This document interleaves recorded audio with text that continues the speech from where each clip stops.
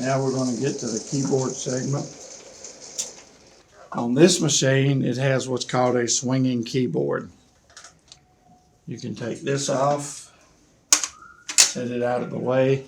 You need to look up in here and make sure that none of your short key rods are sticking up.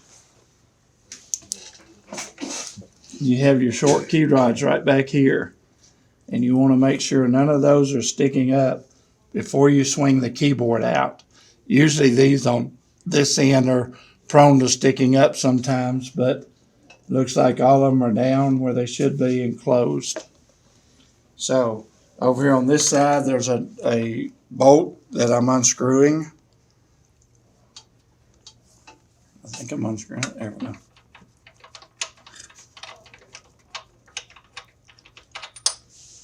And this bolt comes out. That's what holds this side of the keyboard. Now, on some machines, they have one that's longer and it's knurled and it'll stay in there. It won't come out like this one did. But this model, it comes out. So I've got my keyboard locked. And what I'm going to do is just swing the whole thing out.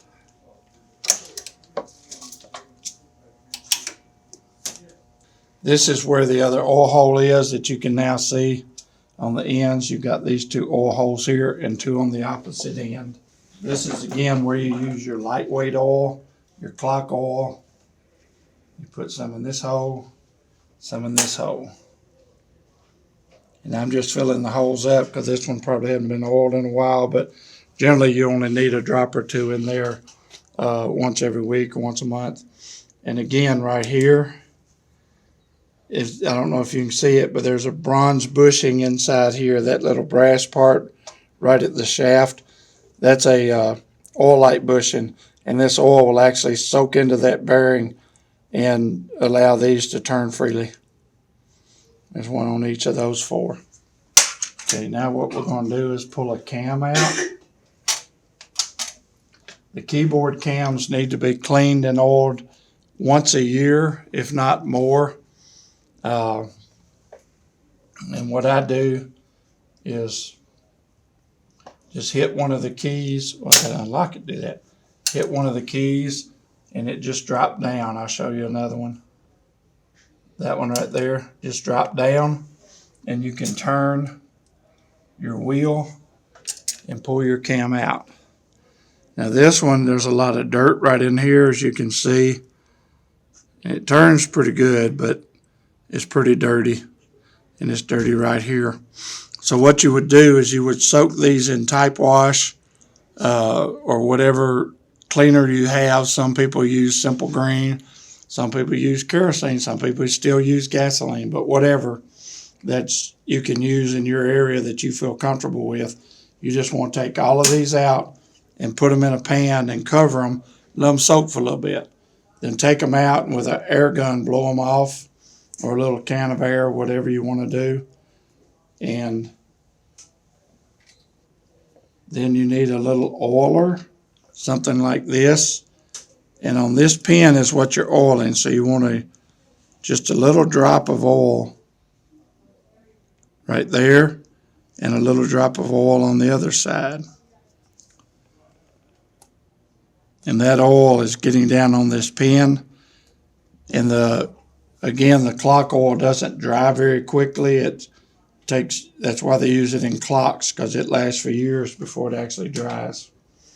So you want to make sure it spins good, and then take a rag and wipe it off, because you don't want any oil to get down on this part, because that's what hits the rubber roller that's down underneath this, that these actually operate on. And then to put it back in, you got a slot right there, and there's a pin right here sticking down. You want to make sure it goes over that pin, and then it drops down on here. So we need to push it down because it goes over a wire that's sitting in here before you can close this. And then you can turn that the rest of the way around, and they go back into position. Now this is something that I run into constantly on machines, is nobody oils their cams. Sometimes you try to spin them and they just stop. They will not turn at all. So this is something that's fairly critical if you want a good operating keyboard, is cleaning these. The other thing we're going to do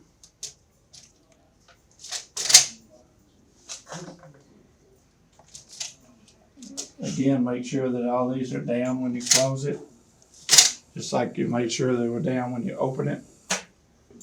All right, what we have is the rubber rollers that go through here.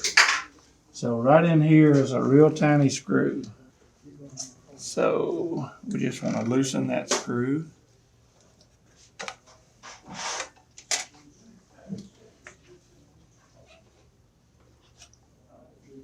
Oh, yeah. And when you loosen that screw, no, it's not loose enough.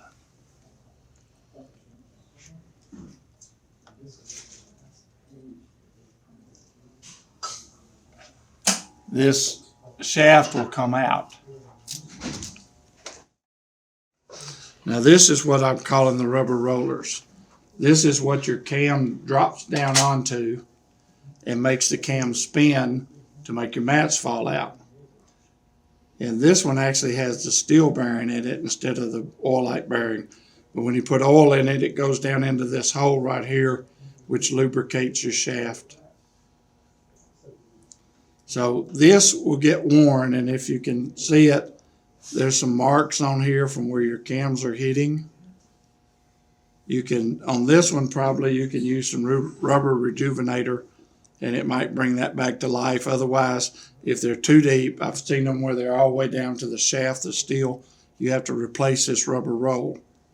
And to do so, what you have to do is get your new rubber rolls.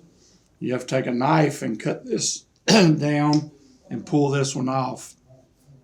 Then you want to clean the shaft with some Scotch-Brite and get it, all the dirt and all the crud off of it, get it good and shiny so that there's nothing on it.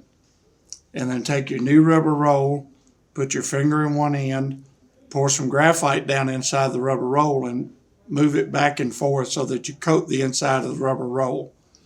You put the rubber roll onto this, and then there's a tube that I can loan you, or you might have one, that you put over the top of it and you push down, and the tube is holding air inside the rubber roll.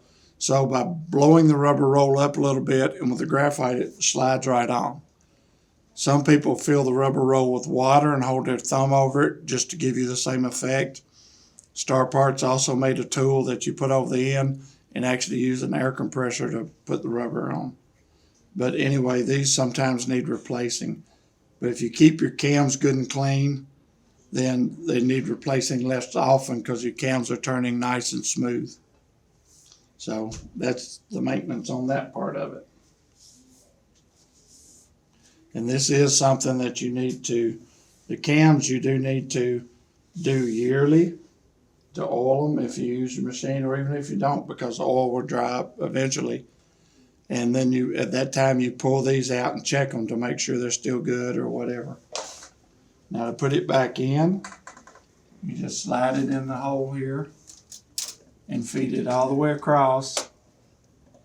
And then what you're doing, you're kind of wiggling it up and down here so you can hit the hole on the other side. Sometimes it goes right in, sometimes it doesn't. I think it did that. Okay, it went in that time. Now on this one, there's a pin right here. There's a pin right here that fits in a little slot right there so that you know that's in the correct position for the oil to hit the oil hole there. So you push that in so the gear mashes back here and the pin goes in. And then you tighten your screw back up.